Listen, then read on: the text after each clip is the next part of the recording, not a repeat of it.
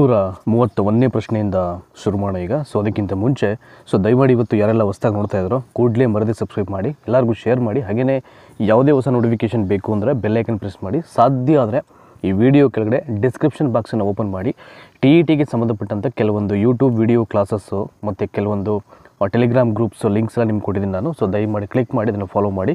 So ನಿಮಗೆ upcoming ಡೇಸಲ್ಲಿ ತುಂಬ ಯೂಸ್ಫುಲ್ ಆಗುತ್ತೆ. ಕೆಲವೊಂದು ಮೆಟೀರಿಯಲ್ಸ್ ಎಲ್ಲ ಫಾರ್ವರ್ಡ್ ಆಗ್ತಾ ಇರುತ್ತೆ. So let's begins from the very first question. 331 ಅಂದರೆ 3ನೇ ವಿಡಿಯೋ ಸರಣಿಯ 331ನೇ ಪ್ರಶ್ನೆ ಇದು. ಸೊ ಪ್ರೀವಿಯಸ್ ವಿಡಿಯೋ ನೋಡಬೇಕು ಅಂದರೆ ದಯಮಾಡಿ ನಮ್ಮ ವಿಡಿಯೋ ಲಿಸ್ಟ್ ಚೆಕ್ ಮಾಡಿ, ನಿಮಗೆಲ್ಲವೂ ಲಭ್ಯವಿದೆ.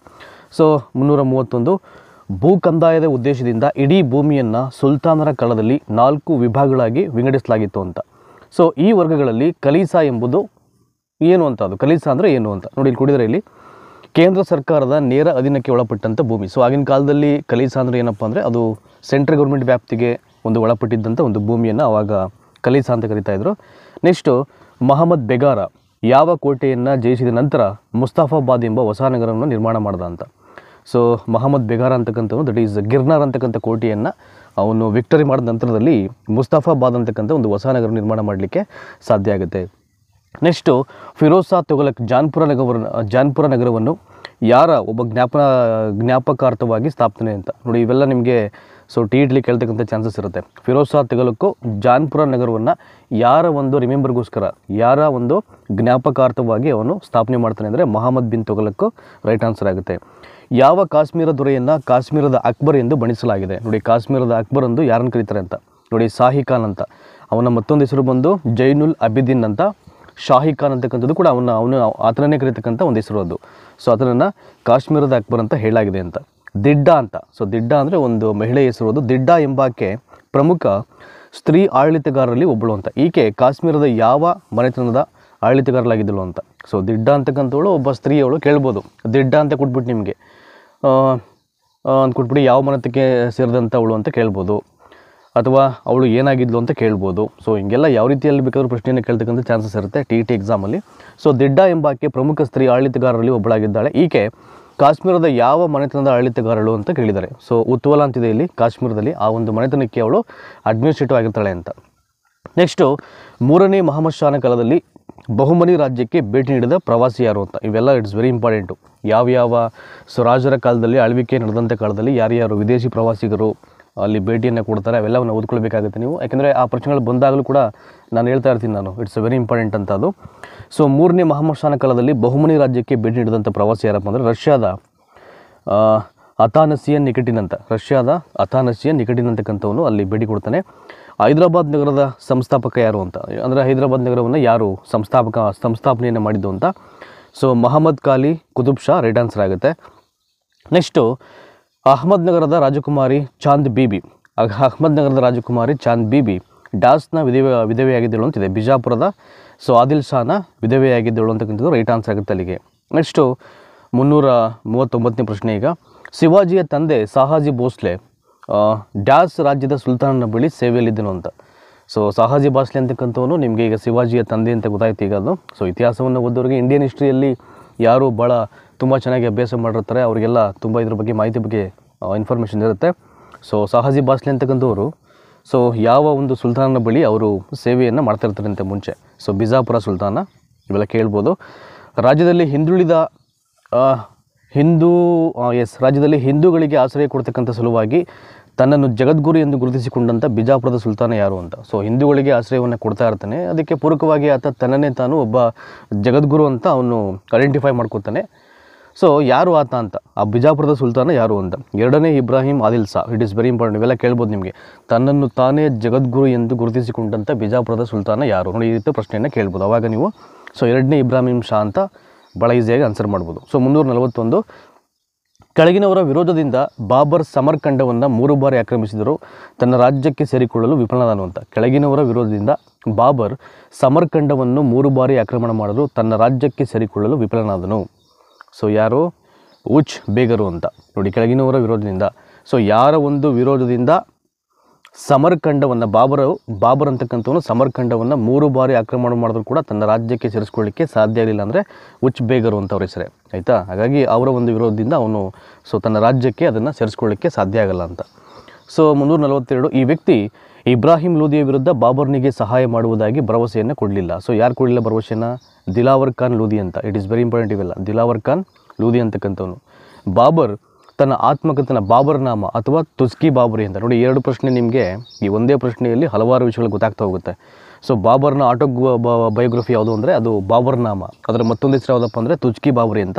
ಅದನ್ನು ಯಾವ ಭಾಷೆಯಲ್ಲಿ ರಚನೆ ಆಗಿದೆ ಅಂತ ಅದು ಬಂದ್ಬಿಟ್ಟು ನಿಮಗೆ ಪರ್ಷಿಯನ್ ಲ್ಯಾಂಗ್ವೇಜಲ್ಲಿ ರಚನೆ ಆಗಿರ್ತಕ್ಕಂಥ ಒಂದು ಕೃತಿ. ಅದು ಬಾಬರದು ಆಟೋಬಯೋಗ್ರಫಿ. ಬಾಬರ್ನಾಮ ಅಂತ ಅದರ ಮತ್ತೊಂದು ಹೆಸರು ಬಂದು ತುಸ್ಕಿ ಬಾಬರಿ ಅಂತ.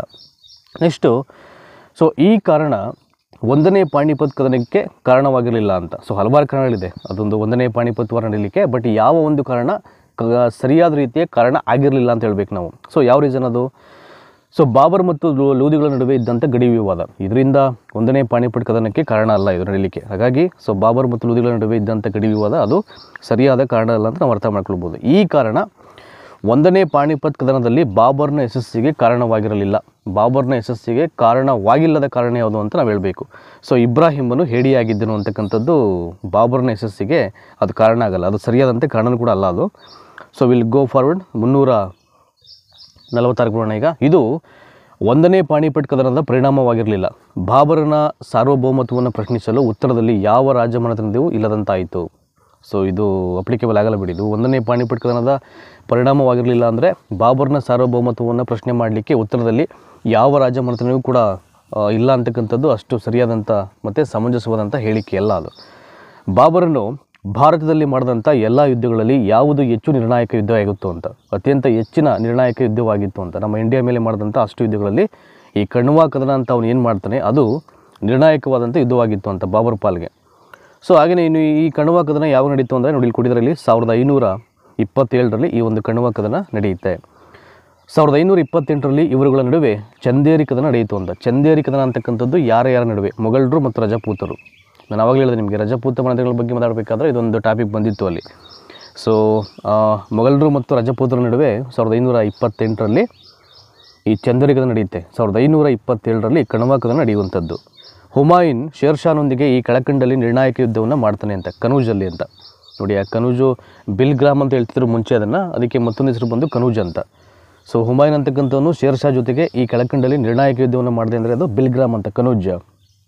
351 ಬರೋಣ ಈಗ. ಈ ಇತಿಹಾಸಕಾರ ಹುಮಾಯೂನನ್ನು ಜೀವನದುದ್ದಕ್ಕೂ ಮುಗ್ಗರಿಸುತ್ತಲೇ ಮಡಿದನೆಂದು ಅಭಿಪ್ರಾಯಪಟ್ಟಿದ್ದಾರೆ ಅಂತ. ನೋಡಿ, ಯಾವ ಇತಿಹಾಸಕಾರ ಹುಮಾಯೂನನ್ನ ಕುರಿತಾಗಿ ಈ ಸ್ಟೇಟ್ಮೆಂಟ್ನ ಮಾಡ್ದ ಅಂತ. ಹುಮಾಯೂನ್ ಅಂತಕ್ಕಂಥವನು ಅವನು ಇಡೀ ಲೈಫ್ ಲಾಂಗ್ ಏನು ಮಾಡ್ದ, ಅವನು ಸೋಲನ್ನು ಅನುಭವಿಸ್ತಾನೆ ಅವನು ಸತ್ತ ಅಂತಕ್ಕಂಥ ಸ್ಟೇಟ್ಮೆಂಟನ್ನೇ ಕೊಟ್ಟಿರೋದು ಅಥವಾ ಅಭಿಪ್ರಾಯಪಟ್ಟಿರೋದು. ಯಾರು ಇತಿಹಾಸಕಾರ ಅಂತ ನೋಡಿ, ಲೇನ್ ಪೋಲ್ ಅಂತಕ್ಕಂಥವನು ಈ ಒಂದು ಹೇಳಿಕೆನೇ ಕೊಟ್ಟಿರೋದು. ಇವೆಲ್ಲ ಕೇಳ್ಬೋದು ನಿಮಗೆ. ಯಾವುದಾದ್ರು ಇತಿಹಾಸಕಾರ ಸ್ಟೇಟ್ಮೆಂಟನ್ನೇ ಕೊಟ್ಬಿಟ್ಟು ಇದು ಯಾವ ರಾಜನ ಕುರಿತಾಗಿದೆ ಅಥವಾ ಹೇಳಿಕೆಯನ್ನು ಯಾರು ಕೊಟ್ಟರು ಅಂತ ಕೇಳ್ಬೋದು. ಹಾಗಾಗಿ ಸೊ ಅಲ್ಲಿಗೆಲ್ಲ ಇವೆಲ್ಲ ನಿಮಗೆ ತುಂಬ ಯೂಸ್ಫುಲ್ ಆಗುತ್ತೆ. ನೆಕ್ಸ್ಟು ಮತ್ತೊಂದು ಪ್ರಶ್ನೆ ನೋಡೋಣ. ಹುಮಾಯೂನನ್ನು ದೆಹಲಿಯನ್ನು ಪುನಃ ಆಕ್ರಮಿಸಿದ ನಂತರ ಎಷ್ಟು ಕಾಲ ಆಳ್ವಿಕೆ ನಡೆಸಿದ ಅಂತ? 6 ತಿಂಗಳ ಕಾಲ. ಸೊ ದೆಹಲಿಯನ್ನು ಹುಮಾಯೂನ್ ಮತ್ತೆ ಅದನ್ನು ಆಕ್ರಮಣ ಮಾಡಿಕೊಂಡು ತನ್ನ ರಾಜ್ಯಕ್ಕೆ ಸೇರಿಸಿಕೊಂಡ ನಂತರದಲ್ಲಿ ಸುಮಾರು ಅರ್ಧ ವರ್ಷಗಳ ಕಾಲ ಅವನು ಆಳ್ವಿಕೆಯನ್ನು ಮಾಡ್ತಾನೆ ಅಲ್ಲಿ. ಸೊ ಅಕ್ಬರನು ಕಲ್ನೂರಿನಲ್ಲಿ ಸಿಂಹಾಸನಾರೋಹಣ ಮಾಡಿದಾಗ ಡ್ಯಾಶ್ ವರ್ಷದವನಾಗಿದ್ದನು. ಅವನಿಗೆ ಎಷ್ಟು ವರ್ಷ ಅಂತ ಅವಾಗ? ಅಕ್ಬರನಿಗೆ ಕಲ್ನೂರಿನಲ್ಲಿ ಅವನು ಸಿಂಹಾಸನಾರೋಹಣವನ್ನು ಮಾಡಿದಾಗ ಅವನಿಗೆ 13.5 ವರ್ಷ ಮಾತ್ರ ಆಗಿರುತ್ತೆ. ಅಂದರೆ ಭಾಳ ಚಿಕ್ಕ ವಯಸ್ಸಾಗಿರುತ್ತೆ ಅವನಿಗೆ ಅವಾಗ. ಫರೀದ್ನಿಗೆ ಶೇರ್ ಖಾನ್ ಎಂಬ ಬಿರುದನ್ನು ನೀಡಿದವನು ಯಾರು ಅಂತ? ಫರೀದ್ಗೆ ಶೇರ್ ಖಾನ್ ಅಂತಕ್ಕಂಥ ಬಿರುದನ್ನು ನೀಡಿದವರು ಬಹರ್ ಖಾನಿ ರೋಹಾನಿ ಅಂತಕ್ಕಂಥವನು. ಆ ಫರೀದ್ಗೆ ಈ ಬಿರುದನ್ನು ಇಲ್ಲಿ ನೀಡುವಂಥದ್ದು. ಸೊ ವಿಲ್ ಗೋ ಫಾರ್ವರ್ಡ್ 355 ಇದೆ. ಸೊ ಈ ವಿಡಿಯೋ ನೋಡ್ತಾ ಇರೋದು, ಸೊ ದಯಮಾಡಿ ನಿಮ್ಮ ಸೆಟ್ಟಿಂಗ್ಸಲ್ಲಿ ಆ ವಿಡಿಯೋ ಕ್ವಾಲಿಟಿನ ಜಾಸ್ತಿ ಮಾಡ್ಕೊಳ್ಳಿ. ಅವಾಗ ನಿಮಗೆ ಕ್ಲಾರಿಟಿ ತುಂಬ ಚೆನ್ನಾಗಿ ಕಾಣುತ್ತೆ. ಸೊ ನಾವಂತೂ 720 ಒಂದು ಕ್ವಾಲಿಟಿಯಲ್ಲಿ ಅದನ್ನು ಡೌನ್ಲೋಡ್ ಮಾಡಿರ್ತೀವಿ. ಹಾಗಾಗಿ ಅಟ್ಲೀಸ್ಟ್ ನೀವು 360 ವಿಡಿಯೋ ಫಾರ್ಮೆಟಲ್ಲಿ ನೋಡಿದ್ರೆ ನಿಮಗೆ ಎಲ್ಲವೂ ಕ್ಲಿಯರ್ ಕಟ್ಟಾಗಿ ಅದು ಕಾಣುತ್ತೆ, ಅಪಿಯರ್ ಆಗುತ್ತೆ. ಸೊ 355, ಈ ಇತಿಹಾಸಕಾರ ಶೇರ್ ಶಾನನ್ನು ಅಕ್ಬರಿಗಿಂತಲೂ ವಿಚಕ್ಷಣೀಯ ಆಡಳಿತಗಾರ ಮತ್ತು ಉತ್ತಮ ರಾಷ್ಟ್ರ ನಿರ್ಮಾತೃ ಎಂದು ಕರೆದಿರುವನು ಅಂತ. ನೋಡಿ, ಇಲ್ಲಿ ಶೇರ್ ಶಾನ ಕುರಿತಾಗಿ ಅಕ್ಬರ್ಗಿಂತಲೂ ಶೇರ್ ಶಾ ಏನು ವಿಚಕ್ಷಣೀಯ ಆಡಳಿತಗಾರ ಮತ್ತು ಉತ್ತಮ ರಾಷ್ಟ್ರ ನಿರ್ಮಾತೃ ಅಂತ ಹೇಳ್ತಾನೆ. ಸೊ ಯಾವ ಇತಿಹಾಸಕಾರ ಅಂದರೆ ಅವನು KR ಕನುಂಗು ಅಂತಕ್ಕಂಥ ಒಬ್ಬ ಇತಿಹಾಸಕಾರ. ನೆಕ್ಸ್ಟು 356, ಶೇರ್ ಶಾನು ತನ್ನ ಕಂದಾಯ ಆಡಳಿತದಲ್ಲಿ ಈ ಕೆಳಕಂಡ ಯಾವ ಕ್ರಮವನ್ನು ಕೈಗೊಳ್ಳಿಲ್ಲ ಅಂತ. ರೆವಿನ್ಯೂ ಡಿಪಾರ್ಟ್ಮೆಂಟ್ಸಲ್ಲಿ ಅಥವಾ ರೆವಿನ್ಯೂ ಅಡ್ಮಿನಿಸ್ಟ್ರೇಷನಲ್ಲಿ ಸೊ ಯಾವ ಒಂದು ಕ್ರಮವನ್ನು ಕೈಗೊಳ್ಳಿಲ್ಲ ಅವನು ಅಂತ. ನೋಡಿ, ಇಲ್ಲಿ ಕೊಟ್ಟಿದ್ದಾರೆ. ಜಾಗೀರ್ ಪದ್ಧತಿಯನ್ನು ಸಂಪೂರ್ಣವಾಗಿ ರದ್ದು ಮಾಡ್ತಾನೆ ಅವನು. That is a very important achievement ಅವನು. ಜಾಗೀರ್ ಪದ್ಧತಿಯನ್ನು ಸಂಪೂರ್ಣವಾಗಿ ರದ್ದು ಮಾಡೋದು ಶೇರ್ ಶಾ. ನೆಕ್ಸ್ಟು, ಈ ಇತಿಹಾಸಕಾರ ಶೇರ್ ಶಾನ ನಾಣ್ಯ ಸುಧಾರಣೆಯು ಬ್ರಿಟಿಷರ ನಾಣ್ಯ ಪದ್ಧತಿಗೆ ಸ್ಫೂರ್ತಿಯಾಯಿತು ಅಂತ. ಅಂದರೆ ಸೊ ಅವನು ಜಾರಿಗೆ ತಂದಂಥ ಒಂದು ನಾಣ್ಯ ಪದ್ಧತಿ ಏನಿದೆ ಅದು ಬ್ರಿಟಿಷರಿಗೆ ಏನಾಗುತ್ತೆ ಮೋಟಿವೇಟ್ ಆಗುತ್ತೆ. ಸೊ ಯಾರು ಹೇಳಿದ್ದು ಅಂತ ಈ ಸ್ಟೇಟ್ಮೆಂಟನ್ನು? ಸೊ 100% ನೋಡಿ ವಿ ಎಸ್ ಸ್ಮಿತ್ ಅಂತ ಕೊಟ್ಟಿದ್ದಾರೆ. ಆ ವಿ ಎಸ್ ಸ್ಮಿತ್ ಅವರು ಶೇರ್ ಶಾನ ನಾಣ್ಯ ಸುಧಾರಣೆ ಬಗ್ಗೆ ಕುರಿತಾಗಿ ಈ ಒಂದು ಅಭಿಪ್ರಾಯವನ್ನು ವ್ಯಕ್ತಪಡಿಸ್ತಾರೆ. ಶೇರ್ ಶಾ ಮಾಡಿದಂಥ ಅತಿ ಮುಖ್ಯ ಜನೋಪಯೋಗಿ ಕಾರ್ಯ ಅಂತ, ಅದ್ಭುತವಾಗಿ ಜನರ ಕಲ್ಯಾಣಕ್ಕೋಸ್ಕರ ಮಾಡಿದಂಥ ಕಾರ್ಯ ಯಾವುದು ಅಂತ, ಅವನ ಒಂದು ಆಡಳಿತ ಅವಧಿಯಲ್ಲಿ ಸುಮಾರು 1700 ಸರಾಯಿಗಳ ನಿರ್ಮಾಣವನ್ನು ಅಲ್ಲಿ ಮಾಡುವಂಥದ್ದು ಅವನ ಒಂದು ಕಾಲಘಟ್ಟದಲ್ಲಿ. ಅದು ಅತಿ ಮುಖ್ಯವಾದಂಥ ಒಂದು ಜನೋಪಯೋಗಿ ಕಾರ್ಯ ಆಗುತ್ತೆ. ಸುಮಾರು 1700 ಸರಾಯಿಗಳ ನಿರ್ಮಾಣ. ಈ ಕ್ರಮವನ್ನು ಶೇರ್ ಶಾ ತನ್ನ ಸೈನ್ಯ ಸುಧಾರಣೆಯಲ್ಲಿ ಜಾರಿಗೆ ತರಲಿಲ್ಲ ಅಂತ. ಸೊ ಯಾವುದನ್ನು ಅವನು ಜಾರಿಗೆ ತರಲಿಲ್ಲ? ಅತಿ ಶೀಘ್ರದಲ್ಲಿ ಚಲಿಸುವ ಫಿರಂಗಿ ಪಡೆಯನ್ನು ಹೊಂದಿದ್ದು, ಇದನ್ನು ಅವನು ಜಾರಿಗೆ ತರಲಿಲ್ಲ ಅಂತ. ಶೇರ್ ಶಾನ ಉತ್ತರಾಧಿಕಾರಿ ಯಾರು? ಇಸ್ಲಾಂ ಶಾ ಅಂತಕ್ಕಂಥವನು ಶೇರ್ ಶಾಗೆ ಉತ್ತರಾಧಿಕಾರಿಯಾಗಿರ್ತಾನೆ. ಒರಿಸ್ಸಾದಲ್ಲಿ ಹಗನರ ಪ್ರಾಬಲ್ಯವನ್ನು ಅಂತ್ಯಗೊಳಿಸಿದವಂತ. ಒರಿಸ್ಸಾದಲ್ಲಿ ಹಗನರ ಒಂದು ಪ್ರಾಬಲ್ಯವನ್ನು ಯಾರು ಅಂತ್ಯಗೊಳಿಸಿದ್ರು ಅಂದರೆ ರಾಜ್ಮಾನ್ ಸಿಂಗ್ ಅಂತಕ್ಕಂಥವನು ಅವರ ಪ್ರಾಬಲ್ಯವನ್ನು ಇಲ್ಲಿ ಹತ್ತಿಕ್ತಾನೆ. ಕ್ರಿಸ್ತಶಕ 1580 ಮತ್ತು 81ರಲ್ಲಿ ಅಕ್ಬರನ್ನು ಎದುರಿಸಿದಂಥ ಅತಿ ತೀವ್ರ ಬಿಕ್ಕಟ್ಟು ಯಾವುದು ಅಂತ. 1580 ಮತ್ತು 81ರಲ್ಲಿ ಅಕ್ಬರನ್ನು ಎದುರಿಸಿದ ಅತಿ ತೀವ್ರ ಬಿಕ್ಕಟ್ಟು ಯಾವುದು? ಅತೃಪ್ತ ನೊಬಲರು ಮತ್ತು ಅಧಿಕಾರಿಗಳು ಅಕ್ಬರನ ಮಲ ಸಹೋದರ ಮಿರ್ಜಾ ಹಕೀಮ್ನನ್ನು ಸುಲ್ತಾನ್ನೆಂದು ಘೋಷಣೆ ಮಾಡಿದ್ದು ಅಂತ. ಅತೃಪ್ತ ನೋಬಲರು ಮತ್ತು ಅಧಿಕಾರಿಗಳು ಅಕ್ಬರನ ಮಲ ಸಹೋದರ ಮಿರ್ಜಾ ಹಕೀಮ್ನನ್ನು ಸುಲ್ತಾನ ಅಂತ ಅವರು ಡಿಕ್ಲೇರ್ ಮಾಡಿಬಿಡ್ತಾರೆ. ಅದೇನಾಗುತ್ತೆ, ಅದು ತೀವ್ರ ಬಿಕ್ಕಟ್ಟಿಗೆ ಅದು ಎಡೆ ಮಾಡಿಕೊಡುತ್ತೆ ಅಕ್ಬರ್ಗೆ. ಅದೊಂದು ರೀಸನ್ನು ಆ ರೀತಿ ಅವರು ಮಾಡಿದ್ದು.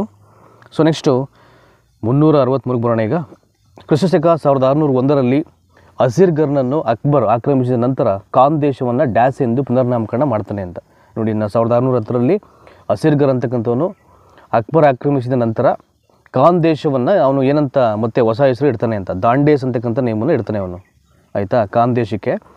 ಸಮಕಾಲೀನ ಮೊಘಲ್ ಇತಿಹಾಸಕಾರರ ಅಕ್ಬರನ ವಿರುದ್ಧ ಹಲವು ಆರೋಪಗಳನ್ನು ಮಾಡಿ ಆತನನ್ನು ಇಸ್ಲಾಂ ವಿರೋಧಿ ಎಂದು ಕರೆದವನು ಯಾರು ಅಂತ, ಬದೌನಿ ಅಂತಕ್ಕಂಥವನು. ನೋಡಿ, ಸಮಕಾಲೀನ ಮೊಘಲ್ ಇತಿಹಾಸಕಾರ ಅಕ್ಬರನ ವಿರುದ್ಧ ಹಲವು ಆರೋಪಗಳನ್ನು ಮಾಡಿ ಆತನನ್ನು ಇಸ್ಲಾಂ ವಿರೋಧಿ ಎಂದು ಕರೆದವರು ಯಾರು ಅಂತ, ಬದೌನಿ ಆತನನ್ನು ಕರೆಯೋದು. ಬದೌನಿ ಅಂತಕ್ಕಂಥ ಇತಿಹಾಸಕಾರ ಅವನ ಮೇಲೆ ಈ ರೀತಿಯಾದಂಥ ಹೇಳಿಕೆಯನ್ನು ಮಾಡುವಂಥದ್ದು. ನೆಕ್ಸ್ಟು ಪ್ರಸಿದ್ಧವಾದಂಥ ಕೃತಿ ತಬರತ್ ಇ ಅಕ್ಬರಿ ಕೃತಿಯ ಕರ್ತೃ ಯಾರು ಅಂತ. ತಬರತ್ ಇ ಅಕ್ಬರಿ. ನೋಡಿ, ನಿಮಗೆ ಟಿ.ಟಿಲಿ ಹೆಂಗೆ ಕೇಳ್ತಾರೆ ಅಂದರೆ ಸುಮ್ಮನೆ ಇದೊಂದು ಕೃತಿ ನೇಮನೆ ಕೊಟ್ಬಿಡ್ತಾರೆ. ತಬರತ್ ಇ ಅಕ್ಬರಿ ಅಂತ ಕೊಟ್ಬಿಟ್ಟು ಒಂದು 4 ಜನ ಕೃತಿಕಾರರ ನೇಮನ ಆಪ್ಷನಲ್ ಕೊಟ್ಬಿಡ್ತಾರೆ. ನೀವು ಅಲ್ಲಿ ಐಡೆಂಟಿಫೈ ಮಾಡಬೇಕು ಅಂದರೆ ಅದ್ರ ಬಗ್ಗೆ ಮಾಹಿತಿ ಇದ್ದರೆ ಓದ್ಕೊಂಡಿದ್ರೆ ಭಾಳ ಈಸಿಯಾಗಿ ಗೆಸ್ ಮಾಡ್ಬೋದು. ಕ್ವಾಡಾ ನಿಜಾಮುದ್ದೀನ್ ಅಹಮದ್ ಅಂತ ಅವನ ಹೆಸರು. ನೋಡಿ, ಏನಂತ ಅವ್ರ ಹೆಸರು? ಕ್ವಾಡಾ ನಿಜಾಮುದ್ದೀನ್ ಅಹಮದ್ ಅಂದ್ಬಿಟ್ಟು ಅವನು ತಬರತ್ ಇ ಅಕ್ಬರಿ ಅಂತಕ್ಕಂಥ ಕೃತಿಯನ್ನು ಇಲ್ಲಿ ಬರೀತಾನೆ. ಈ ಅಂಶ ಅಕ್ಬರನ ದಕ್ಕನಿನ ನೀತಿ ರೂಪಣೆಗೆ ಕಾರಣವಲ್ಲ ಅಂತ. ಈ ಅಂಶ ಅಕ್ಬರನ ದಕ್ಕನಿನ ನೀತಿ ರೂಪಣೆಗೆ ಕಾರಣವಲ್ಲ. ದಕ್ಕನಿನ ಸಂಪತ್ತಿನ ಸೂರೆಗಾಗಿ ಅಂತಿದೆಯಲ್ಲ, ದಕ್ಕನಿನ ಸಂಪತ್ತಿನ ಸೂರೆಗಾಗಿ ಅಂತ ಅದು ರೈಟ್ ಆನ್ಸರ್ ಆಗುತ್ತೆ. ಈ ಅಂಶ ಬೈರಾಮ್ ಖಾನನ ಅವನತಿಗೆ ಕಾರಣವಾಗಿಲ್ಲ ಅಂತ. ಬೈರಾಮ್ ಖಾನನ ಅವನತಿಗೆ ಕಾರಣವಾಗಿಲ್ಲದಿರತಕ್ಕಂಥ ಅಂಶ ಯಾವುದು? ನೋಡಿ, ಇಲ್ಲಿ ಕೊಟ್ಟಿದ್ದಾರೆ ಇಲ್ಲಿ. ದಟ್ ಈಸ್ ಬೈರಾಮ್ ಖಾನನು ಅಕ್ಬರನಿಗೆ ಅವಿಧೇಯನಾಗಿರೋದ್ರಿಂದ ಅಂತ, ಅಂದರೆ ವಿಧೇಯನಾಗಿರಲಿಲ್ಲ ಅವನು, ಒಬಿಡಿಯಂಟ್ ಆಗಿರಲಿಲ್ಲ ಅವನು. ಸೊ ಬೈರಾಮ್ ಖಾನ ಅಕ್ಬರನಿಗೆ ಅವಿಧೇಯನಾಗಿದ್ದರಿಂದ ಬೈರಾಮ್ ಖಾನನ ಅವನತಿಗೆ ಅದು ಕಾರಣ ಆಗಿಲ್ಲ ಅಂತ. ಸೊ ಆ ಒಂದು ಕಾರಣದಿಂದ ಬೈರಾಮ್ ಖಾನ ಅವನತಿ ಆಯಿತು ಅಂತ ಹೇಳಲಿಕ್ಕಾಗಲ್ಲ ಇಲ್ಲಿ. ಆಯಿತಾ? ಸೊ ಅಕ್ಬರನು ಪ್ರಥಮ ಬಾರಿಗೆ ಜಾರಿಗೆ ತಂದಂಥ ಸುಧಾರಣೆ ಯಾವುದು ಅಂತ. ಯುದ್ಧ ಖೈದಿಗಳನ್ನು ಗುಲಾಮರನ್ನಾಗಿಸುವ ಪದ್ಧತಿಯೇ ರದ್ದು ಮಾಡ್ತಾನೆ ನೀನು.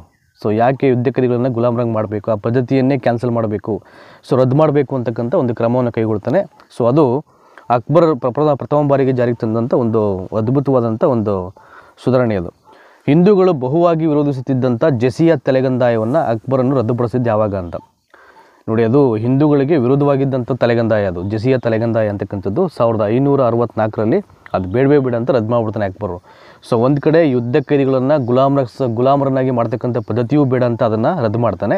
ಅದೇ ಥರ 1564ರಲ್ಲಿ ಆ ಜಸಿಯಾ ತಲೆಗಂದಾಯವನ್ನು ರದ್ದು ಮಾಡ್ತಾನೆ. ಹಿಂದೂಗಳು ಆ ಒಂದು ಟ್ಯಾಕ್ಸನ್ನು ವಿರೋಧ ಮಾಡ್ತಾ ಇರ್ತಾರೆ, ಅದು ಕೂಡ ಬೇಡ ಅಂತ ಅವನು ರದ್ದು ಮಾಡ್ತಾನೆ. ಸೊ ಉತ್ತರ ಭಾರತದ ಯಾವ ಏಕೈಕ ರಾಜ್ಯವನ್ನು ಅಕ್ಬರ್ ಗೆಲ್ಲಲು ಸಾಧ್ಯವಾಗಲಿಲ್ಲ ಅಂತ. ಉತ್ತರ ಭಾರತದ ಯಾವ ಏಕೈಕ ರಾಜ್ಯವನ್ನು ಅಕ್ಬರ್ ಗೆಲ್ಲಲು ಸಾಧ್ಯವಾಗಲಿಲ್ಲ? ಮೇವಾರ ಅಂತಕ್ಕಂಥ ರಾಜ್ಯ ಏನಿದೆ ಅದು ರೈಟ್ ಆನ್ಸರ್ ಆಗುತ್ತೆ. ಸೊ ನೆಕ್ಸ್ಟು 371 ಯಾವ ರಜಪೂತ ರಾಜ್ಯ ಪ್ರಥಮವಾಗಿ ಅಕ್ಬರ್ನೊಂದಿಗೆ ವೈವಾಹಿಕ ಸಂಬಂಧವನ್ನು ಬೆಳೆಸಿತು ಮತ್ತು ಆತನ ಉತ್ತರಾಧಿಕಾರವನ್ನು ಒಪ್ಕೊಳ್ತು ಅಂತ. ಸೊ ಜೈಪುರ ಅಂತಕ್ಕಂಥ ಒಂದು ರಜಪೂತ ರಾಜ್ಯ for the very first time Akbar ಜೊತೆಗೆ ವೈವಾಹಿಕ ಸಂಬಂಧವನ್ನು ಬೆಳೆಸ್ಕೊಳ್ಳುತ್ತೆ ಮತ್ತು ಆತನ ಉತ್ತರಾಧಿಕಾರವನ್ನು ಕೂಡ ಒಪ್ಕೊಳ್ಳುತ್ತೆ, ಜೈಪುರ ರಾಜ್ಯ. ಇನ್ನು ಅಕ್ಬರನು ಎಷ್ಟರಲ್ಲಿ ಕಾಶ್ಮೀರವನ್ನು ವಶಪಡಿಸ್ಕೊಳ್ತಾನೆ ಅಂತ. 1586ರಲ್ಲಿ, ಕ್ರಿಸ್ತಶಕ 1586ರಲ್ಲಿ ಅವನು ಕಾಶ್ಮೀರವನ್ನು ವಶಪಡಿಸ್ಕೊಳ್ತಾನೆ. ಇವೆಲ್ಲ it is very important. Next 373ರಲ್ಲಿ ಈ ಒಂದು ಕಾರಣ ಅಕ್ಬರ್ನನ್ನು ರಾಷ್ಟ್ರೀಯ ದೊರೆ ಎಂದು ಒಪ್ಪಲು ಸಹಕಾರಿಯಾಗಲಿಲ್ಲ ಅಂತ. ಸೊ ಯಾವ ರೀಸನಿಂದ ಅವನನ್ನು ರಾಷ್ಟ್ರೀಯ ದೊರೆ ಅಂತ ಒಪ್ಕೊಳ್ಳಿಕ್ಕೆ ಆಗಲಿಲ್ಲ ಅಂತ. ಈತ ಇಸ್ಲಾಂ ಧರ್ಮವನ್ನು ತ್ಯಜಿಸಿದ್ದು. ಆಯಿತಾ? ಇದು ಮೊಘಲ್ ಸಾಮ್ರಾಜ್ಯದ ಸರಿಯಾದ ಆಡಳಿತ ಘಟಕಗಳ ಅವರೋಹಣ ಕ್ರಮವಾಗಿದೆ. ಆರೋಹಣ ಕ್ರಮ ಬೇರೆ, ಅವರೋಹಣ ಕ್ರಮ ಬೇರೆ ಇದೆ. ಸರಿಯಾದ ಅವರೋಹಣ ಕ್ರಮ ಯಾವುದಪ್ಪ ಅಂದರೆ ಮೊಘಲ್ ಸಾಮ್ರಾಜ್ಯಕ್ಕೆ ಒಂದು ಸರಿಯಾದ ಆಡಳಿತ ಘಟಕಗಳಲ್ಲಿ ಒಂದು ಸುಬಾ, ಸರ್ಕಾರ ಮತ್ತು ಪರಗಣ ಅಂತ. ಸುಬಾ, ಸರ್ಕಾರ ಮತ್ತು ಪರಗಣ ಇದು ಸರಿಯಾದಂಥ ಅವರೋಹಣ ಕ್ರಮ. ಇದು ಮನ್ಸಬ್ದಾರಿ ಪದ್ಧತಿಯ ಮೂಲವನ್ನು ಇವನ ಕಾಲದಲ್ಲಿ ಕಾಣಬಹುದಾಗಿದೆ. Genghis Khan, it is very important. ಇದು ಮನ್ಸಬ್ದಾರಿ ಪದ್ಧತಿಯನ್ನು ಯಾರ ಒಂದು ಆಳ್ವಿಕೆಯಲ್ಲಿ ನಾವು ನೋಡ್ತೀವಿ ಅಥವಾ ಕಾಣ್ತೀವಿ ಅಂದರೆ ಅದು ದಟ್ ಈಸ್ ಚೆಂಗೀಸ್ ಖಾನ್ ಅಂತಕ್ಕಂಥ ಒಬ್ಬ ರಾಜನ ಆಳ್ವಿಕೆಯಲ್ಲಿ. ನೆಕ್ಸ್ಟು ಅಕ್ಬರನು ಮನ್ಸಬ್ದಾರಿ ಪದ್ಧತಿಯನ್ನು ಬಳಕೆಗೆ ತಂದ ಉದ್ದೇಶ. ಏನಕ್ಕೆ ಅಕ್ಬರು ಈ ಮನ್ಸಬ್ದಾರಿ ಪದ್ಧತಿಯನ್ನು ಅವನು ಬಳಕೆಗೆ ತರ್ತಾನೆ ಅದನ್ನು? ಸೊ ನೊಬಲರನ್ನು ಮತ್ತು ಸೈನ್ಯವನ್ನು ಸಂಘಟನೆ ಮಾಡಲು ಅಂತ, ನೊಬಲರನ್ನು ಮತ್ತು ಸೈನ್ಯವನ್ನು ಅವರು ಸಂಘಟನೆ ಮಾಡಲಿಕ್ಕೆ ಅವನು ಈ ಮನ್ಸಬ್ದಾರಿ ಪದ್ಧತಿಯನ್ನು ಜಾರಿಗೆ ತರ್ತಾನೆ. ಇನ್ನು ಅಕ್ಬರನ ಕಾಲದಲ್ಲಿ ಮನ್ಸಬ್ಗಳ ಪ್ರಮಾಣ ಅಂದರೆ ಎಷ್ಟು ಜನ ಇರ್ತಾಯಿದ್ರು ಅಂತ, ಸುಮಾರು 10ರಿಂದ 1000ವರೆಗೂ ಅಲ್ಲಿ ಮನ್ಸಬ್ದಾರರು ಅವನ ಒಂದು ಆಳ್ವಿಕೆಯಲ್ಲಿ ಇರ್ತಾಯಿದ್ರು ಅಂತ. 500ರಿಂದ 2500ರವರೆಗಿನ ಸೈನಿಕರನ್ನು ಒಳಗೊಂಡಂಥ ವ್ಯಕ್ತಿಯನ್ನು ಏನಂತ ಹೇಳ್ತಿದ್ರು ಅಂತ, ಅಮೀರ್. ಸೊ ನೋಡಿ ಇಲ್ಲಿ ಅಮೀರ್ ಅಂದರೆ ಏನಪ್ಪ ಅಂದರೆ ಸುಮಾರು 500ರಿಂದ 2500ವರೆಗೆ ಇರತಕ್ಕಂಥ ಒಂದು ಸೈನಿಕರನ್ನು ಒಳಗೊಂಡಂಥ ಒಂದು ವ್ಯಕ್ತಿಯನ್ನು ಅಮೀರ್ ಅಂತ ಕರೀತಾಯಿದ್ರು. ಇವೆಲ್ಲ ಕೇಳ್ಬೋದು, ನಿಮಗೆ ಟಾರ್ಗೆಟ್ ಮಾಡ್ಬೋದು. ಹಾಗಾಗಿ ಸೊ MCQಗೆ ಖಂಡಿತವಾಗ್ಲೂ ಸ್ಕೋರ್ ಮಾಡಲಿಕ್ಕೆ ಯೂಸ್ ಆಗಲಿ ಅಂದರೆ ನಾವು ಈ ಒಂದು ಪ್ರಯತ್ನ ಮಾಡ್ತಾ ಇರುವಂಥದ್ದು, ಆಯಿತಾ. ಸೊ ಏನಕ್ಕಾಗಿ ಮನ್ಸಬ್ದಾರನು 10 ಅಶ್ವ ಸವಾರರಿಗಾಗಿ 20 ಕುದುರೆಗಳನ್ನು ಸಾಕಬೇಕಾಯಿತು ಅಂತ ನೋಡಿ. ಯಾವ ಉದ್ದೇಶಕ್ಕೋಸ್ಕರ ಒಬ್ಬ ಮನ್ಸಬ್ದಾರ ಅಂತಕ್ಕಂಥವನು 10 ಅಶ್ವ ಸವಾರರಿಗಾಗಿ 20 ಕುದುರೆಯನ್ನು ಸಾಕಬೇಕಿತ್ತು ಅಂತ. ಸೊ ದಂಡಯಾತ್ರೆಯ ಕಾಲದಲ್ಲಿ ನೋಡಿಕೆ, ದಂಡಯಾತ್ರೆಯ ಕಾಲದಲ್ಲಿ ವಿಶ್ರಾಂತಿಯನ್ನು ನೀಡಲು ಮತ್ತು ಯುದ್ಧ ಕಾಲದಲ್ಲಿ ಅದನ್ನು ಬದಲಾವಣೆ ಮಾಡಲಿಕ್ಕೆ ಅವನು ಏನು ಮಾಡ್ತಾನೆ ಅವನು.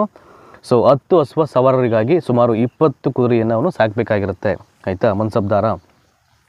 ನೆಕ್ಸ್ಟು 380 ಪುರಾಣ ಈಗ.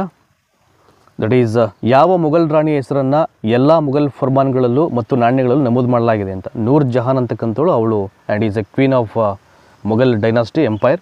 ಸೊ ಅವಳು ಆಕೆಯ ಒಂದು ಹೆಸರನ್ನು ಎಲ್ಲ ಮುಘಲ್ ಫರ್ಮಾನುಗಳಲ್ಲೂ ಮತ್ತು ನಾಣ್ಯಗಳಲ್ಲೂ ನಮೂದಿಸಲಾಗಿದೆ ಅಂತ, ನೂರ್ ಜಹಾನ್.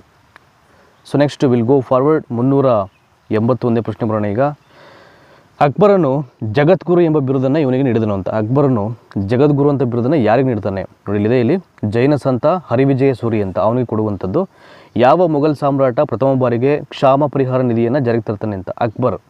ಸೊ ಅವನು ತುಂಬ ಕಂಟ್ರಿಬ್ಯೂಟ್ ಮಾಡ್ತಾನೆ ಅಕ್ಬರು. ಹಾಗಾಗಿ ಅವನ ಸುಧಾರಣೆ ಆಗಿರ್ಬೋದು, ಕೆಲವೊಂದು ಪದ್ಧತಿಗಳನ್ನು ನಾಶ ಮಾಡೋದಾಗಿರ್ಬೋದು, ಜನಪರ ಯೋಜನೆಗಳು ಅಥವಾ ಜನ ಕಲ್ಯಾಣ ಕಾರ್ಯಕ್ರಮಗಳು ಭಾಳ ಅದ್ಭುತವಾಗಿ ಮಾಡಿರ್ತಾನೆ ಅವನು. ಹಾಗಾಗಿ ಸೊ ಕ್ಷಾಮ ಪರಿಹಾರ ನಿಧಿಯನ್ನು ಪ್ರಥಮ ಬಾರಿಗೆ ಜಾರಿಗೆ ತಂದಿದ್ದು ಯಾರಪ್ಪ ಅಂದರೆ ಅದು ಅಕ್ಬರೇನೆ. ಸೊ ಭಾರತದ ವಿವಿಧ ಭಾಗಗಳಲ್ಲಿ ಜಮೀನ್ದಾರರನ್ನು ಹಲವು ಹೆಸರುಗಳಿಂದ ಕರೆಯುವರು. ಈ ಹೆಸರು ಸರಿಯಾಗಿ ಅನ್ವಯಿಸುವುದಿಲ್ಲ ಅಂದರೆ ಮಹಾರಾಜ. ಸೊ ಮಹಾರಾಜ ಅಂತಕ್ಕಂಥದ್ದು ಅವರಿಗೆ ಜಮೀನ್ದಾರಿಗೆ ಅನ್ವಯವಾಗದಿರತಕ್ಕಂಥ ಹೆಸರು. ಅಫ್ಕೋರ್ಸ್ ಬೇರೆ ಹೆಸರುಗಳಿದೆ, ಆದರೆ ಅನ್ವಯ ಆಗದಿರತಕ್ಕಂಥ ಹೆಸರು ಯಾವುದಪ್ಪ ಅಂದರೆ ಇಲ್ಲಿ ಮಹಾರಾಜ. ಪ್ರಶ್ನೆಯನ್ನು ಅರ್ಥ ಮಾಡ್ಕೊಳ್ಳಿ. ಔರಂಗಜೇಬನ ಕಾಲದಲ್ಲಿ ದಂಗೆ ಇದ್ದ ಝ್ಯಾಟರ ನಾಯಕರುಗಳಲ್ಲಿ ಈ ವ್ಯಕ್ತಿ ಒಬ್ಬನಾಗಿರಲಿಲ್ಲ ಅಂತ. ಚಂಪತ್ ರಾಯ್ ಅಂತಕ್ಕಂಥವನು ಝ್ಯಾಟರ ನಾಯಕರಲ್ಲಿ ಒಬ್ಬನಾಗಿರಲಿಲ್ಲ. ಯಾರೋ ಅವನು ಚಂಪತ್ ರಾಯ್ ಅಂತ. ನೆಕ್ಸ್ಟು ಔರಂಗಜೇಬ್ನ ಕಾಲದ ಯಾವ ದಂಗೆ ಕೃಷಿಕ ಹಿನ್ನೆಲೆಯನ್ನು ಒಳಗೊಂಡಿತ್ತು ಅಂತ. ಔರಂಗಜೇಬ್ನ ಕಾಲದ ಯಾವ ದಂಗೆ ಕೃಷಿಕ ಹಿನ್ನೆಲೆಯನ್ನು ಒಳಗೊಂಡಿತ್ತು. 385ನೇ ಪ್ರಶ್ನೆ ನೋಡಿ. ಇಲ್ಲಿ ಝ್ಯಾಟರು ಮತ್ತು ಸತ್ಯಮೀಯರ ಒಂದು ದಂಗೆ ಏನಿತ್ತು, ಆ ಎರಡು ದಂಗೆಗಳು ಕೃಷಿಕ ಹಿನ್ನೆಲೆಯನ್ನು ಒಳಗೊಂಡಿತ್ತು ಅಂತ, ಅಂದರೆ ಅಗ್ರಿಕಲ್ಚರಲ್ ಬ್ಯಾಕ್ಗ್ರೌಂಡನ್ನು ಹೊಂದಿತ್ತು. ಈ ಪ್ರಸಿದ್ಧ ದೇವಾಲಯವೊಂದು ಔರಂಗಜೇಬ್ನ ದಾಳಿಗೆ ಸಿಕ್ಕಿ ನಾಶವಾಗಲಿಲ್ಲ ಅಂತ. ಸಾಕಷ್ಟು ದೇವಾಲಯ ನಾಶ ಮಾಡ್ತಾನೆ, ಆದರೆ ಒರಿಸ್ಸಾದ ಈ ಪೂರಿ ಜಗನ್ನಾಥ ದೇವಾಲಯ ಏನಿದೆ ಅದು ಔರಂಗಜೇಬನ ದಾಳಿಗೆ ಸಿಕ್ಕಿ ಅದು ಅಷ್ಟು ನಾಶ ಆಗಲ್ಲ ಅಂತ ಅದು. ನೆಕ್ಸ್ಟು ಈಗ 387ನೇ ಪ್ರಶ್ನೆ ಬರೋಣ ಈಗ. ದಟ್ ಈಸ್ ಒರಿಸ್ಸಾದ ಪೂರಿ ಜಗನ್ನಾಥ ದೇವಾಲಯ. ಅದೊಂದು ದೇವಾಲಯ ಮಾತ್ರ ಅವನ ಔರಂಗಜೇಬ್ ದಾಳಿಗೆ ಸಿಕ್ಕಾಕೊಂಡು ನಾಶ ಆಗಲಿಲ್ಲ, ಉಳಿದಂತೆ ಬೇರೆ ದೇವಾಲಯಗಳು ನಾಶ ಆಗಿದೆ. ಔರಂಗಜೇಬ್ನ ಯಾವ ನೀತಿ ಆಗಲೇ ಇದ್ದ ಜಾಗೀರ್ದಾರಿ ಪದ್ಧತಿಯ ಬಿಕ್ಕಟ್ಟನ್ನು ಉಲ್ಬಣಗೊಳಿಸ್ತು ಅಂದರೆ ಜಾಸ್ತಿ ಮಾಡ್ತು ಅಂತ. ಸೊ ಯಾವ ನೀತಿ ಅದು ಅಥವಾ ಯಾವ ಪದ್ಧತಿ ಅಂತ. ಕಲೀಸ ಭೂಮಿಯನ್ನು ಹೆಚ್ಚು ಮಾಡಿದ್ದು ಅಂತ. ಆವಾಗಲೇ ಹೇಳಿದೆ, ಕಲೀಶ ಅಂದರೆ ಏನು, ಕೇಂದ್ರ ಸರ್ಕಾರದ ಒಂದು ವ್ಯಾಪ್ತಿಗೆ ಬರ್ತಕ್ಕಂಥ ಒಳಪಟ್ಟಿದ್ದಂಥ ಒಂದು ಜಮೀನು ಅದು ಅಥವಾ ಒಂದು ಭೂಮಿ, ಅದನ್ನು ಇಲ್ಲಿ ಖಲೀಫಾ ಅಂತ ಕರೆಯೋದು, ಕಲೀಸಾ ಅಂತ ಹೇಳೋದು. ಸೊ ಆ ಭೂಮಿಯನ್ನು ಜಾಸ್ತಿ ಮಾಡ್ತಾನೆ ಅವನು, ಯಾರೋ ಔರಂಗಜೇಬು. ಹಾಗಾಗಿ ಸೊ ಅಲ್ಲಿ ಜಾಗೀರ್ದಾರರ ಪದ್ಧತಿಯ ಬಿಕ್ಕಟ್ಟನ್ನು ಜಾಸ್ತಿ ಮಾಡ್ತೇವೆ, ಉಲ್ಬಣಗೊಳಿಸುತ್ತೆ ಅಂತ. ಸೊ ಕ್ರೌನ್ ಲ್ಯಾಂಡ್ ಅಂತ ಹೇಳ್ತಾರೆ ಅದನ್ನು, ಕಲೀಸಾ ಅಂತಕ್ಕಂಥ ಭೂಮಿಯನ್ನು. ಅಕ್ಬರನು ದೀನ್ ಇ ಇಲಾಹಿಯನ್ನು ಸೊ ಯಾವಾಗ ಸ್ಥಾಪನೆ ಮಾಡ್ದ ಅಂತ. It is very important. 1582ರಲ್ಲಿ ಅವನು ಸ್ಥಾಪನೆ ಮಾಡೋದು. ಅಕ್ಬರ್ ದೀನ್ ಇ ಇಲಾಹಿಯ ಜಾರಿಗೆ ತಂದ ಕಾರಣ ಸೊ ಎಲ್ಲ ಧರ್ಮಸಾರ ತಿಳಿಯಲು. ಸೊ ಇದು ಅವನು ಸ್ಥಾಪನೆ ಮಾಡಿದಂಥ ದೀನ್ ಇ ಇಲಾಹಿ ಅಂತಕ್ಕಂಥ ಧರ್ಮ ಏನಿದೆ, ಕೆಲವೊಂದು ಧರ್ಮಗಳಿಗೆ ಮಾತ್ರ ಸೀಮಿತವಾಗಿರಲಿಲ್ಲ. ಅಲ್ಲಿ ಎಲ್ಲ ಧರ್ಮಗಳ ಸರ್ವಧರ್ಮತೆಯನ್ನು ಸ್ಥಾಪನೆ ಮಾಡಲಿಕ್ಕೆ ಒಂದು ಧರ್ಮವನ್ನು ಸ್ಥಾಪನೆ ಮಾಡ್ತಾನೆ 1582ರಲ್ಲಿ ಮೊಘಲ್ ದೊರೆಯಾದಂಥ ಅಕ್ಬರ್. ನೆಕ್ಸ್ಟು ಸಿಖ್ರನ್ನು ಪ್ರಬಲ ಮಿಲಿಟರಿ ಬಣವಾಗಿ ಅಂದರೆ ಖಾಲ್ಸಾವನ್ನಾಗಿ ಪರಿವರ್ತಿಸಿದ ಕೀರ್ತಿ ಯಾರಿಗೆ ಸಲ್ಲಿಸುತ್ತೆ ಅಂತ. ಗುರು ಗೋವಿಂದ್ ಸಿಂಗ್ ಅಂತ. ನೋಡಿ ಸಿಖ್ಖರ ಒಂದು ಮಿಲಿಟರಿ ಬಣ ಇದು. ಖಾಲ್ಸಾ ಅಂತಕ್ಕಂಥದ್ದು ಒಂದು ಸಿಖ್ಖರ ಒಂದು ಮಿಲಿಟರಿ ಬಣ ಅದು. ಸೊ ಅದನ್ನು ಪರಿವರ್ತನೆ ಮಾಡಿದಾಗ ಅಂದರೆ ಮಿಲಿಟರಿ ಬಣವನ್ನು ಅವನು ಖಾಲ್ಸಾವನ್ನಾಗಿ ಪರಿವರ್ತನೆ ಮಾಡ್ತಾನೆ. ಇದರ ಎಲ್ಲ ಸಾಧನೆ ಮತ್ತು ಕೀರ್ತಿ ಯಾರಿಗೆ ಹೋಗುತ್ತೆ ಅಂದರೆ ಅದು ಸೊ ಗುರು ಗೋವಿಂದ್ ಸಿಂಗ್ಗೆ. ಸೊ ನೆಕ್ಸ್ಟು 391ನೇ ಪ್ರಶ್ನೆ ಬರೋಣ ಈಗ. ಅಕ್ಬರನಿಂದ ಫತೇಪುರ್ ಸಿಕ್ರಿಯಲ್ಲಿ ಯಾವ ಭವನ ನಿರ್ಮಾಣವಾಗಲಿಲ್ಲ ಅಂತ. ಸೊ ಮೋತಿ ಮಸೀದಿ ಇದೆಯಲ್ಲ ಅದೊಂದು ಭವನ, ಸೊ ಅದರಿಂದ ನಿರ್ಮಾಣ ಆಗಲ್ಲ. ಅಕ್ಬರನು ತನ್ನ ಯಾವ ವಿಜಯದ ಸ್ಮರಣೆಗಾಗಿ ಬುಲುದ್ ದರ್ವಾಜನ್ನು ಫತೇಪುರ್ ಸಿಕ್ರಿಯಲ್ಲಿ ಕಟ್ಟಿಸ್ತಾನೆ ಅಂತ. ಬುಲಂದ್ ದರ್ವಾಜ ಇರಬೇಕು. ಎಸ್, ಅಕ್ಬರನು ಯಾವ ಒಂದು ವಿಜಯದ ಸ್ಮರಣೆಗಾಗಿ ಬುಲಂದ್ ದರ್ವಾಜವನ್ನು ಫತೇಪುರ್ ಸಿಕ್ರಿಯಲ್ಲಿ ಕಟ್ಟಿಸ್ತಾನೆ ಅಂತೆ. ಗುಜರಾತ್ ವಿಜಯದ ಒಂದು ಸ್ಮರಣೆಗಾಗಿ ಯಾವಾಗ ಗುಜರಾತ್ ಅಂತಕ್ಕಂಥ ಪ್ರದೇಶವನ್ನು ಅವ್ರು ಗೆಲ್ತಾನೋ ಅವಾಗ ಏನು ಮಾಡ್ತಾನೆ ಅವನು ಫತೇಪುರ್ ಸಿಕ್ರಿಯಲ್ಲಿ ಬುಲಂದ್ ದರ್ವಾಜ ಅಂದರೆ ಒಂದು ದರ್ವಾಜ ಅಂದರೆ ಒಂದು ಬಾಗಿಲು ಅಂತ. ಸೊ ಆ ಬುಲಂದ್ ದರ್ವಾಜವನ್ನು ಫತೇಪುರ್ ಸಿಕ್ರಿಯಲ್ಲಿ ಅವನು ನಿರ್ಮಾಣ ಮಾಡ್ತಾನೆ ಅಂದರೆ ಕಟ್ಟಿಸ್ತಾನೆ ಅಂತ. ಆ ಗುಜರಾತನ್ನು ವಶಪಡಿಸ್ಕೊಂಡಂಥ ಒಂದು ನೆನಪಿಗಾಗಿ. ಇದು ಅಕ್ಬರನ ರಜಪೂತ ನೀತಿಯಲ್ಲಿ ಆಗಿರಲಿಲ್ಲ ಅಂತ. ಹಲವಾರು ನೀತಿಗಳಿದೆ, ಅದರಲ್ಲಿ ಯಾವುದು ರಜಪೂತ ನೀತಿ ಆಗಲಿಲ್ಲ ಅಂದರೆ ನೋಡಿ ಇಲ್ಲಿ ಕೊಟ್ಟಿದ್ದಾರೆ ಇಲ್ಲಿ. ರಜಪೂತ ರಾಜ್ಯಗಳನ್ನು ಮೊಘಲ್ ಸಾಮ್ರಾಜ್ಯಕ್ಕೆ ಸೇರಿಸಿಕೊಳ್ಳುತ್ತಿದ್ದನು. ಖಂಡಿತವಾಗಲೂ ಅದು ಮಾಡ್ತಿರಲಿಲ್ಲ ಅವನು, ಹಾಗಾಗಿ ಇದು ಅಪ್ಲಿಕೇಬಲ್ ಆಗಲ್ಲ ಅದಕ್ಕೆ. ಅಕ್ಬರನು ವಿವಾಹವಾದ ರಜಪೂತ ರಾಜಕುಮಾರಿಯನ್ನು ವಿವಾಹ ಪೂರ್ವದಲ್ಲಾಗಲಿ ಅಥವಾ ನಂತರದಲ್ಲಾಗಲಿ ಇಸ್ಲಾಂಗೆ ಪರಿವರ್ತನೆಯಾಗಬೇಕೆಂದು ತಿಳಿಸಲಿಲ್ಲ. ಯಾವುದೇ ಕಾರಣಕ್ಕೂ ಅವನು ರಜಪೂತರ ಒಂದು ರಾಜಕುಮಾರಿಯನ್ನು ವಿವಾಹವಾದ ನಂತರದಲ್ಲಿ ಅವನು ಮದುವೆ ಆಗಲಿಕ್ಕಿಂತ ಮುಂಚೆ ಆಗಲಿ ಮದುವೆ ನಂತರದಲ್ಲಾಗಲಿ ಯಾವುದೇ ಕಾರಣಕ್ಕೂ ಇಸ್ಲಾಂ ಧರ್ಮಕ್ಕೆ ಅವನು ಪರಿವರ್ತನೆ ಮಾಡಲಿಕ್ಕೆ ಅವನು ಯಾವುದು ಅದ್ರ ಬಗ್ಗೆ ಮಾಹಿತಿ ಕೊಡಲಿಲ್ಲ, ತಿಳಿಸಲಿಲ್ಲ ಅಂತ. ಆಯಿತಾ, ಅವನು ಇಸ್ಲಾಂ ಧರ್ಮವನ್ನು ತ್ಯಜಿಸ್ತಾನೆ ಅವನು. ಪರ್ಗಣದ ಮುಖ್ಯ ಆಡಳಿತಾಧಿಕಾರಿಗಳನ್ನು ಏನಂತ ಹೇಳ್ತಿದ್ರು ಅಂತ. ಪರ್ಗಣದ ಮುಖ್ಯ ಆಡಳಿತ ಅಧಿಕಾರಿಯನ್ನು ಅಮೀಲ್ ಅಂತ ಕರಿತಾಯಿದ್ರು. ಪ್ರಸಿದ್ಧ ಕೊಹಿನೂರ್ ವಜ್ರವನ್ನು ಯಾವ ಗಣಿಯಿಂದ ಹೊರತೆಗೆಯಲಾಯಿತು ಅಂತ. ನೋಡಿ ಗೋಲ್ಕೊಂಡ ಗಣಿಯಲ್ಲಿ ಸಿಕ್ಕಂಥ ವಜ್ರ ಅದು ಕೊಹಿನೂರ್ ವಜ್ರ ಅಂತಕ್ಕಂಥದ್ದು. ಇಸ್ಲಾಂನ ಕಾನೂನುಗಳನ್ನು ಒಳಗೊಂಡ ಕೃತಿಯಾದ ಫತ್ವಾ ಇ ಆಲಂಗಿರಿ. ಸೊ ಏನಿದು ಫತ್ವಾ ಇ ಆಲಂಗಿರಿ ಅಂದರೆ ಸೊ ಇಸ್ಲಾಂ ಧರ್ಮದ ಕಾನೂನುಗಳನ್ನು ಒಳಗೊಂಡಂಥ ಒಂದು ಕೃತಿ ಅದು. ಇದು ಯಾವ ಪ್ರಸಿದ್ಧ ಮೊಘಲ್ ಸಾಮ್ರಾಟನ ಕಾಲದಲ್ಲಿ ರಚನೆಯಾಗಿತ್ತು ಅಂತ. ಯಾರ ಅವಧಿಯಲ್ಲಿ ಅಂತ. ಔರಂಗಜೇಬ್ನ ಒಂದು ಆಳ್ವಿಕೆ ಅವಧಿಯಲ್ಲಿ ರಚನೆಯಾಗುತ್ತೆ ಇದು. ಇಸ್ಲಾಂ ಫತ್ವಾ ಇ ಆಲಂಗಿರಿ ಅಂತಕ್ಕಂಥದ್ದು ಇಸ್ಲಾಂ ಧರ್ಮದ ಕಾನೂನುಗಳನ್ನು ಒಳಗೊಂಡಿರ್ತಕ್ಕಂಥ ಒಂದು ಕೃತಿ ಅದು. ಔರಂಗಜೇಬ್ನ ಆಳ್ವಿಕೆಯಲ್ಲಿ ರಚನೆಯಾಗುತ್ತೆ ಅದು. ನೆಕ್ಸ್ಟು ಅಕ್ಬರನ ಆಸ್ಥಾನದಲ್ಲಿದ್ದಂಥ ಪ್ರಸಿದ್ಧ ಸಂಗೀತಗಾರ ತಾನ್ಸೇನ್ ನಿಜನಾಮ, ಅವನ ಒಂದು ಒರಿಜಿನಲ್ ನೇಮ್ ಏನು ಅಂತ. ಸೊ ಇವನು ಯಾರ ಆಸ್ಥಾನದಲ್ಲಿದ್ದ ಅಂದರೆ ಅಕ್ಬರನ ಆಸ್ಥಾನದಲ್ಲಿದ್ದ ತಾನ್ಸೇನು, ದಟ್ ಈಸ್ ರಾಮ್ ತಾನ್ ಪಾಂಡೆ ಅಂತ ಅವನ ಹೆಸರು. ಒರಿಜಿನಲ್ ಹೆಸರು ಏನೋ ಒಂದು ರಾಮ್ ತಾನ್ ಪಾಂಡೆ ಅಂತ. ಅಕ್ಬರನ ಆಸ್ಥಾನದಲ್ಲಿ ಒಬ್ಬ ಜನಪ್ರಿಯ ಸಂಗೀತಗಾರ ಆಗಿರ್ತಾನೆ ತಾನ್ಸೇನು. ಇದು ಅಕ್ಬರನ ಕಾಲದ ಪ್ರಸಿದ್ಧ ಐತಿಹಾಸಿಕ ಕೃತಿಯಲ್ಲ ಅಂತ. ಅಮೀನ್ ಕಚ್ಚಾನಿಯ ಸೊ ಬಾದಸಹನಾಮ ಅಂತ ಏನಿದೆ ಇಲ್ಲಿ ಅದನ್ನು ಸೊ ವಾದಸಹನಾಮ ಅಂತಲೂ ಕೂಡ ಹೇಳ್ತಾರೆ. ಅದು ಬಂದುಬಿಟ್ಟು ಅಕ್ಬರ್ನ ಒಂದು ಕಾಲದ ಪ್ರಸಿದ್ಧ ಕೃತಿಯಲ್ಲ ಅದು. ಅಮೀನ್ ಕಚ್ಚಾನಿಯ ಬಾದಸಹನಾಮ ಅಂತಕ್ಕಂಥದ್ದು. ಸೊ ಮತ್ತೊಂದು ಹಲವು ವಿದ್ವಾಂಸರಿಂದ ಪರ್ಷಿಯನ್ ಭಾಷೆಗೆ ಭಾಷಾಂತರಗೊಂಡ ಗ್ರಂಥ ಯಾವುದು ಅಂತ. ಸೊ ಆ ಒಂದು ಕಾಲಘಟ್ಟದಲ್ಲಿ ಮಹಾಭಾರತ ಅಂತಕ್ಕಂಥದ್ದು ಸೊ ಹೆಚ್ಚು ರೀತಿಯಲ್ಲಿ ಅದು ಪರ್ಷಿಯನ್ ಭಾಷೆಗೆ ಹೆಚ್ಚು ಜನ ವಿದ್ವಾಂಸರಿಂದ ಅದು ಭಾಷಾಂತರಗೊಳ್ಳುತ್ತೆ ಅಂತ ಮಹಾಭಾರತ. ಶಹಜಹಾನ್ ಕಾಲದಲ್ಲಿದ್ದ ಪ್ರಸಿದ್ಧ ಇತಿಹಾಸಕಾರ ಅಬ್ದುಲ್ ಹಮೀದ್ ಲಾಹೋರಿ ಅಂತ. ಶಹಜಹಾನ್ ಕಾಲದಲ್ಲಿದ್ದ ಒಬ್ಬ ಪ್ರಸಿದ್ಧ ಇತಿಹಾಸಕಾರಪ್ಪ ಯಾರಪ್ಪ ಅಂದರೆ ಅದು ಅಬ್ದುಲ್ ಹಮೀದ್ ಲಾಹೋರಿ ಅಂತಕ್ಕಂಥ ಒಬ್ಬ ವಿದ್ವಾಂಸ. 402ನೇ ಪ್ರಶ್ನೆ ಬರೋಣ. ಇದು ಔರಂಗಜೇಬ್ನ ಕಾಲದಲ್ಲಿ ರಚಿತವಾದ ಐತಿಹಾಸಿಕ ಕೃತಿಯಲ್ಲ. ಯಾವುದು ಅದು ರಚನೆ ಆಗದೆ ಇರತಕ್ಕಂಥ ಐತಿಹಾಸಿಕ ಕೃತಿ ಅಂದರೆ ಮಹಮ್ಮದ್ ಸಾಹಿಲ್ನ ಅಮಲ್ ಇ ಸಾಹಿಲ್ ಅಂತ. ಅದು ಅವನ ಒಂದು ಆಡಳಿತಾವಧಿಯಲ್ಲಿ ಕಾಲದಲ್ಲಿ ರಚನೆ ಆಗಲಿಲ್ಲ. ಈ ಮುಸ್ಲಿಂ ವಿದ್ವಾಂಸ ಹಿಂದಿ ಸಾಹಿತ್ಯಕ್ಕೆ ಅಸಾಧಾರಣ ಕೊಡುಗೆ ನೀಡಿದ್ದ ಅಂತ. ಸೊ ಯಾರು? ಅಬ್ದುಲ್ ರಹೀಂ ಹಿ ಖಾನ್ ಅಂತ. ಈ ಮುಸ್ಲಿಂ ವಿದ್ವಾಂಸ ಹಿಂದೂ ಸಾಹಿತ್ಯಕ್ಕೆ ಅಸಾಧಾರಣ ಕೊಡುಗೆ ನೀಡಿದ್ದ ಅಬ್ದುಲ್ ರಹೀಂ ಇ ಖಾನ್ ಅಂತ. ದೆಹಲಿಯಲ್ಲಿ ಹುಮಾಯೂನ್ನ ಸಮಾಧಿಯನ್ನು ಕಟ್ಟಿಸಿದವರು ಯಾರು ಅಂತ. ದಟ್ ಈಸ್ ವಿಧವೆ ಹಾಜಿ ಬೇಗಮ್ ಅಂತ. ನೋಡಿ, ಒಬ್ಬ ವಿಧವೆಯಾದವಳು ಹಾಜಿ ಬೇಗಮ್ ಅಂತಕ್ಕಂಥವಳು ದೆಹಲಿಯಲ್ಲಿ ಆ ಹುಮಾಯೂನ್ನ ಸಮಾಧಿಯನ್ನು ಕಟ್ಟಿಸ್ತಾರೆ ಅಂತ. ಲಾಹೋರ್ನ ಶಾಲಿಮಾರ್ ಉದ್ಯಾನವನವನ್ನು ಯಾರು ನಿರ್ಮಾಣ ಮಾಡ್ತಾರೆ? ನೋಡಿ ಇಲ್ಲಿ ಕೊಟ್ಟಿದ್ದಾರೆ. ಲಾಹೋರ್ನ ಶಾಲಿಮಾರ್ ಉದ್ಯಾನವನವನ್ನು ಯಾರು ನಿರ್ಮಾಣ ಮಾಡ್ತಾರೆ ಅಂದರೆ ಶಹಜಹಾನು. ಕೆಂಪು ಕೋಟೆಯನ್ನು ಯಾರು ನಿರ್ಮಾಣ ಮಾಡ್ತಾರೆ ಅಂದರೂ ಶಹಜಹಾನು. ಸೊ ಆಗ್ರಾದ ತಾಜ್ ಮಹಲ್ ನಿರ್ಮಾಣ ಮಾಡ್ತಾರೆ, ಯಾರು ನಿರ್ಮಾಣ ಮಾಡಿದ್ರು ಅಂದರೆ ಅದಕ್ಕೂ ಶಹಜಹಾನು. ಆಯಿತಾ ನಿಮಗೆ? ನೋಡಿ 3 ಅಂಶಗಳಿದೆ. ಲಾಹೋರ್ನ ಶಾಲಿಮಾರ್ ಉದ್ಯಾನವನವನ್ನು ಯಾರು ನಿರ್ಮಾಣ ಮಾಡಿದ್ರು ಅಂದರೂ ಶಹಜಹಾನು. ಕೆಂಪು ಕೋಟೆಯನ್ನು ಯಾರು ನಿರ್ಮಾಣ ಮಾಡಿದ್ರು ಅಂದರೂ ಶಹಜಹಾನು. ತಾಜ್ ಮಹಲನ್ನು ಯಾರು ನಿರ್ಮಾಣ ಮಾಡಿದ್ರು ಅಂದರೂ ಕೂಡ ಶಹಜಹಾನಿ. ಆಯಿತಾ? ಕನ್ಫ್ಯೂಸ್ ಆಗಿಬಿಡಿ. ನೆಕ್ಸ್ಟು ಈ ವಿದ್ವಾಂಸ ರಾಮಾಯಣವನ್ನು ಪರ್ಷಿಯನ್ ಭಾಷೆಗೆ ಭಾಷಾಂತರ ಮಾಡ್ತಾನೆ. ಸೊ ಯಾರು? ಬದೌನಿ ಅಂತಕ್ಕಂಥವನು.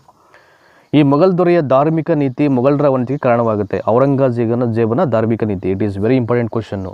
ಆಯಿತಾ? ಮೊಘಲ್ ಸಾಮ್ರಾಜ್ಯದ ಅವನತಿಗೆ ಕಾರಣ ಏನು ಅಂತ ಕೊಟ್ಬಿಟ್ಟು ನಿಮಗೆ 4 ಆಪ್ಷನ್ ಕೊಡ್ತಾರೆ. ಅದರಲ್ಲಿ ಔರಂಗಜೇಬ್ನ ಧಾರ್ಮಿಕ ನೀತಿ ಅಂತಿದ್ರೆ 100% it's going to be right answer. ಅದನ್ನು ಆಯಿತಾ? ಅದನ್ನು ಚೂಸ್ ಮಾಡಿಬಿಡಿ. ಸೊ ಮನ್ಸೆರಾತ್ ಮತ್ತು ಆಕ್ವಾವಿವಾ ಎಂಬುವರನ್ನು ಅಕ್ಬರ್ನ ಆಸ್ಥಾನಕ್ಕೆ ಯಾರು ಕಳಿಸಿದ್ರು ಅಂತ. ನೋಡಿ, ಈ ಪೋರ್ಚುಗೀಸರು ಮನ್ಸೆರಾತ್ ಮತ್ತು ಅಕ್ವಾವಿವಾ ಅಂತಕ್ಕಂಥವ್ರನ್ನ ಅಕ್ಬರ್ನ ಆಸ್ಥಾನಕ್ಕೆ ಅವರು ಕಳಿಸ್ತಾರೆ. ಯಾರು? ಪೋರ್ಚುಗೀಸರು. ಸೊ ವಿಲ್ ಗೋ ಫಾರ್ವರ್ಡ್ ಇಲ್ಲಿ. 10ನೇ ಪ್ರಶ್ನೆ ನೋಡೋಣ ಈಗ ಕ್ವಿಕ್ಕಾಗಿ. ಈಗ ಕ್ರಿಸ್ತಶಕ 1681ರಲ್ಲಿ ಔರಂಗಜೇಬ್ನ ದಕ್ಷಿಣದ ದಂಡಯಾತ್ರೆಗೆ ಏನು ಕಾರಣ ಅಂತ. ಸೊ ಮರಾಠ ಯುದ್ಧದಿಂದ ಅವನು ದಂಡಯಾತ್ರೆ ಮಾಡಲಿಕ್ಕೆ ಸಾಧ್ಯ ಆಗುತ್ತೆ ಅಂತ. ಯಾವ ರಜಪೂತ ಪ್ರಮುಖ ಔರಂಗಜೇಬ್ ಮೇವಾರನನ್ನು ಆಕ್ರಮಿಸುವುದನ್ನು ತಡೆದನು ಅಂತ. ಸೊ ದುರ್ಗಾದಾಸ್ ಅಂತ. ಈ ದುರ್ಗಾದಾಸ್ ಅಂತಕ್ಕಂಥವನು ಔರಂಗಜೇಬ್ ಮೇವಾರವನ್ನು ಆಕ್ರಮಣ ಮಾಡೋದನ್ನು ತಡಿತಾನೆ ಮೊದಲು. ದುರ್ಗಾದಾಸ್ ಅಂತಕ್ಕಂಥ ಅವನು ರಜಪೂತರ ಒಬ್ಬ ಪ್ರಮುಖ ದೊರೆ ಆತ ದುರ್ಗಾದಾಸ್ ಅಂತಕ್ಕಂಥವನು. ಸೊ ಮುಘಲರ ಕಲೆ ಯಾವ ಶೈಲಿಯಲ್ಲಿ ಸಮ್ಮಿಶ್ರಣವಾಗಿದೆ ಅಂತ. ಪರ್ಷಿಯನ್ ಮತ್ತು ಪರ್ಷಿಯ ಶೈಲಿಯಲ್ಲಿ ಮುಘಲರ ಕಲೆ ಅಂತಕ್ಕಂಥದ್ದು ಮಿಕ್ಸ್ ಆಗಿರುತ್ತೆ. ಈ ನೋಬಲ್ನ ಸಹಾಯದಿಂದ ಜಹಂದರ್ ಶಾ ಸಿಂಹಾಸನ ಪಡಿತಾನೆ. ಸೊ ಯಾರ ಸಹಾಯದಿಂದ? ಸೊ ಜುಲ್ಫಿಕರ್ ಖಾನ್ ಅಂತಕ್ಕಂಥವನು ಅವನು ಹೆಲ್ಪ್ ಮಾಡ್ತಾನೆ. ಆದ್ದರಿಂದ ಅವನು ಜಹಂದರ್ ಶಾ ಅಂತಕ್ಕಂಥವನು ಸಿಂಹಾಸನ ಪಡೀಲಿಕ್ಕೆ ಅವನಿಗೆ ಅವಕಾಶ ಆಗುತ್ತೆ. 2ನೇ ಆಲಂಗೀರ್ನು ಸಿಂಹಾಸನಕ್ಕೆ ಬರಲು ಮುಖ್ಯ ಪಾತ್ರ ವಹಿಸಿದ ವ್ಯಕ್ತಿ ಯಾರು ಅಂತ. ಇಮಾದ್ ಉಲ್ ಮುಲ್ಕ್ ಅಂತಕ್ಕಂಥವನು ಮುಖ್ಯ ಪಾತ್ರ ವಹಿಸಿದಂಥ ಒಬ್ಬ ವ್ಯಕ್ತಿ ಅವನು. 1857ರ ದಂಗೆಯಲ್ಲಿ ಭಾಗವಹಿಸಿದ್ದಕ್ಕಾಗಿ ಇಂಗ್ಲೀಷರು ರಂಗೂನಿಗೆ ಗಡೀಪಾರು ಮಾಡಿದ ಕೊನೆಯ ಮೊಘಲ್ ಸಾಮ್ರಾಟ ಯಾರು ಅಂತ. ನೋಡಿ ಇಲ್ಲಿ 2ನೇ ಬಹದ್ದೂರ್ ಶಾ ಅಂತ ಏನು ಮಾಡ್ತಾನೆ, 1857ರ ದಂಗೆಯಲ್ಲಿ ಭಾಗವಹಿಸಿದ್ದಕ್ಕಾಗಿ ಇಂಗ್ಲೀಷರು ರಂಗೂನಿಗೆ ಗಡೀಪಾರು ಮಾಡಿದ ಕೊನೆಯ ಮೊಘಲ್ ಸಾಮ್ರಾಟ ಅವನು. ಆಯಿತಾ, 2ನೇ ಬಹದ್ದೂರ್ ಶಾ. ನಾದಿರ್ ಶಾನು ದೆಹಲಿಯ ಎಲ್ಲ ಜನರನ್ನ ಕೊಲ್ಲಲು ಆಜ್ಞೆ ಮಾಡಿದ್ದೇಕೆ ಅಂತ. ಸೊ ಏನಕ್ಕೆ ಅವನು ದೆಹಲಿಯ ಎಲ್ಲ ಜನರನ್ನ ಕೊಲೆ ಮಾಡಲೇಬೇಕು ಅಂತ ಅವನು ಆಜ್ಞೆಯನ್ನು ಮಾಡ್ತಾನೆ. ಕೊಲೆಯಾದ ತನ್ನ ಸೈನಿಕರ ಪರವಾಗಿ ಸೇಡನ್ನು ತಿಳಿಸ್ಕೊಳ್ಳಿಕ್ಕೆ. ಹಾಗಾಗಿ ಅವನು ಆ ರಿವೆಂಜ್ಗೋಸ್ಕರ ಇಡೀ ದೆಹಲಿಯ ಎಲ್ಲ ಜನರನ್ನು ಕೊಲ್ಲೇಬೇಕು ಅಂತಕ್ಕಂಥ ಆಜ್ಞೆಯನ್ನು ಮಾಡ್ತಾನೆ. ಯಾರು? ನಾದಿರ್ ಶಾ. ಸ್ವತಂತ್ರ ಬಂಗಾಳದ ರಾಜ್ಯದ ರಾಜಧಾನಿ ಯಾವುದು ಅಂತ. ಮುರ್ಷಿದಾಬಾದ್ ಅಂತಕ್ಕಂಥದ್ದು. ಸೊ ಬಂಗಾಳ ಸ್ವತಂತ್ರ ಆದ ನಂತರದಲ್ಲಿ ಅದು ಮಾಡ್ಕೊಂಡಂಥ ಒಂದು ಕ್ಯಾಪಿಟಲ್ ರಾಜಧಾನಿ ಯಾವುದಪ್ಪ ಅಂದರೆ ಅದು ಮುರ್ಷಿದಾಬಾದು.